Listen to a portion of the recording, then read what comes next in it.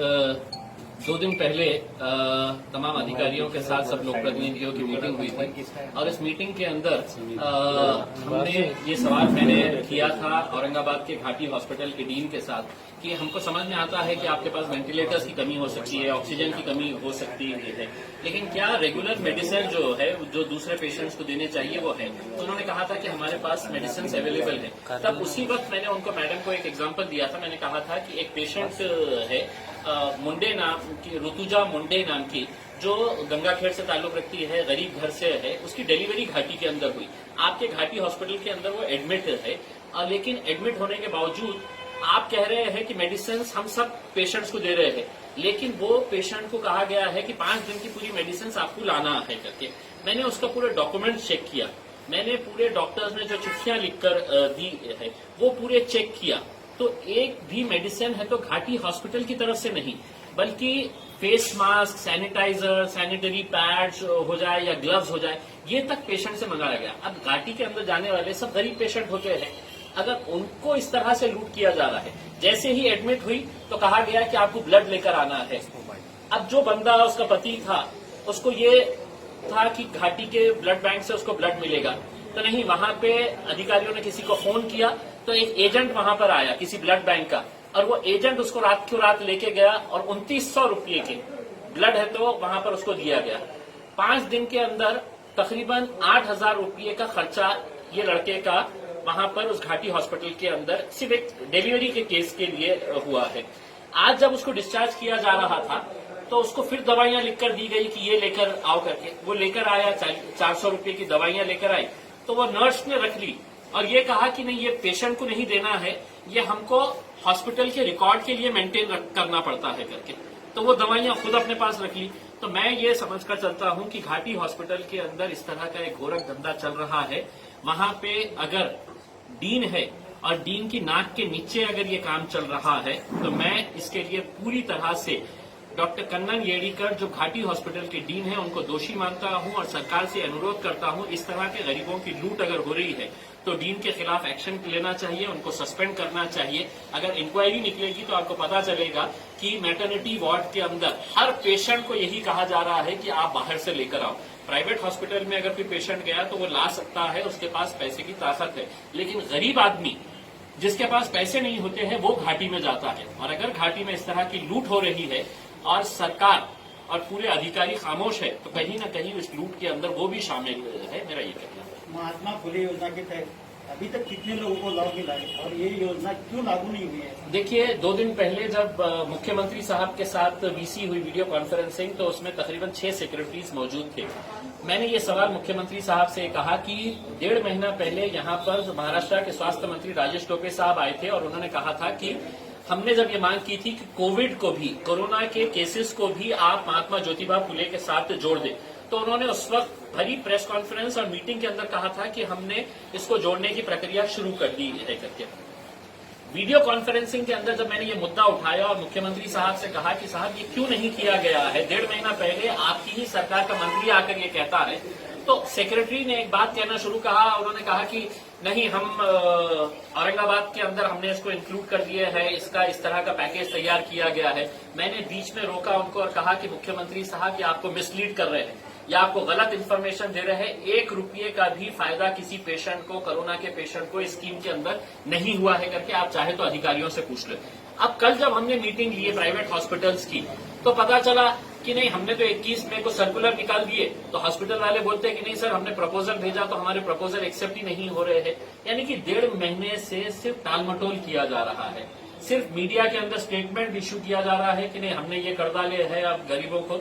लेकिन मैं आपको ओपन चैलेंज करता हूं, 1 रुपये का एक किसी पेशेंट के ऊपर है तो ये स्कीम का फायदा नहीं मिला है, और इसके लिए कोई जिम्मेदार है तो प्रशासन जिम्मेदार है, सरकार जिम्मेदार है, और ये सिर्फ लोगों को घुमाने का काम कर रही है, मैं समझता हूँ। टास्क फोर्स और मीटिंग, देखिए, जब ये कोरोना फैल रहा था तो हर शहर में एक बेटर कोऑर्डिनेशन करने के लिए एक टास्क फोर्स बनाया गया था। वो टास्क फोर्स जो है औरंगाबाद शहर के अंदर भी बना था। 8 मई 2020 को, आज के दिन 27 तारीख है, यानी कि तकरीबन 1.25 2 महीने का समय हो गया है। पौने 2 महीने के अंदर ये टास्क फोर्स के अंदर घाटी हॉस्पिटल के डीन अध्यक्ष, महानगर पालिका के हेल्थ ऑफिसर, सेक्रेटरी और बाकी तमाम प्राइवेट हॉस्पिटल्स के जो सीनियर मोस्ट डॉक्टर्स हैं, वो लोगों को इस टास्क फोर्स के अंदर, आप लोगों को हैरानी होंगी ये सुनकर कि सिर्फ एक कागजी खानापुर्जी की गई थी कि एक टास्क फोर्स तैयार किया गया है। पौने 2 महीने के अंदर ये टास्क फोर्स की एक भी मीटिंग औरंगाबाद के अंदर नहीं ली गई है। और मैं समझता हूं कि ये जो डिक्टेटरशिप टाइप का एक जो यहाँ पर काम चल रहा है अधिकारियों द्वारा, उसी का नतीजा है कि आज दूसरे शहरों के अंदर कोरोना कंट्रोल हो गया है, औरंगाबाद में हम कंट्रोल नहीं कर पाए थे। आपके इलाके में मुस्लिम हाँ, देखिए, मतलब कल जब मीटिंग हो रही थी तो एक तो डीसीपी को डिविजनल कमिश्नर जो सुनील केंद्रेकर साहब है, उन्होंने कहा कि अगर कहीं पर भी पॉजिटिव केस निकलता है तुमने पुलिस को लेके जाना और पुलिस को लेके जाके वहां पे स्वैब टेस्ट कराना। मैं कहा कि नहीं साहब, पुलिस का इसके अंदर कम से कम रोल होना चाहिए। अगर कोई विरोध करता है तो आप वहां के एनजीओस को बोलिए, वहां के लोकल डॉक्टर्स को इन्वॉल्व करिएगा, और कुछ नहीं तो हमें बताइएगा, हम जाके करेंगे करके उसमें। तो बातों बातों में उन्होंने ये कहा की तुमच्या एरियामध्ये हे चाललेलं आहे। मुझे ये डिविजनल कमिश्नर से ये पूछना है कि तुमचा एरिया म्हणजे काय? मी औरंगाबाद जिल्ह्याचा खासदार आहे, मैं औरंगाबाद जिले का खासदार हूं, किसी एक जात, एक धर्म और एक मजहब का नहीं है। इस तरह की अगर मानसिकता रख के अगर कोई कमिश्नर अगर अपने एमपी को ये कहता है कि तुम्हारे एरिया के अंदर हमको तुम्हारी मदद लगेगी, तो क्या मैं किसी दूसरे एरिया में नहीं गया हूं? मैं बजाज नगर में नहीं गया हूं, मैं जय भवानी नगर में नहीं गया हूं, शिवाजी नगर में नहीं गया हूं, मुकुंदवाड़ी संजय नगर में नहीं गया हूं। लेकिन ये इस तरह की बात करना, मेरे हिसाब से मैं कड़ी निंदा करता हूं इस तरह के स्टेटमेंट्स की।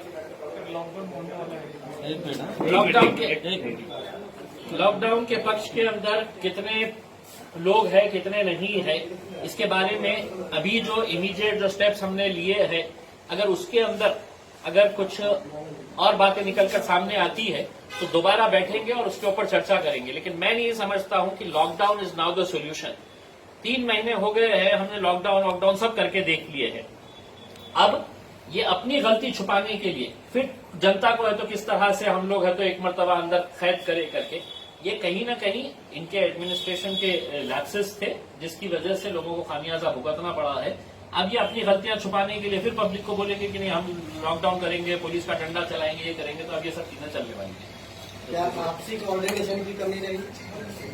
देखिए, यकीनन शुरुआत से ही ये बात समझ में आ रही है, और अब यहाँ तक बात आ गई है कि Aurangabad bench of Bombay high court को स्व मोटो इसके ऊपर प्रशासन को सवाल करना पड़ा है कि अगर कोऑर्डिनेशन अगर नहीं रहा, तो हाईकोर्ट ने है तो नोट किया है ये चीज को, तो जो बात मैं आप कह रहे थे वो हाईकोर्ट भी अगर नोट कर रहा है तो बहुत ही एक दुर्भाग्यपूर्ण बात है कि यहाँ पर इस तरह की situation, lack of coordination between officers and lack of coordination, जो एक समन्वय होना चाहिए अधिकारियों और लोक प्रतिनिधियों के बीच में। लोक प्रतिनिधियों को तो यहाँ के अधिकारियों ने बोले कि नहीं, इनकी तो कोई लायकी नहीं है, हम जो बोल रहे हैं बस वही फाइनल है।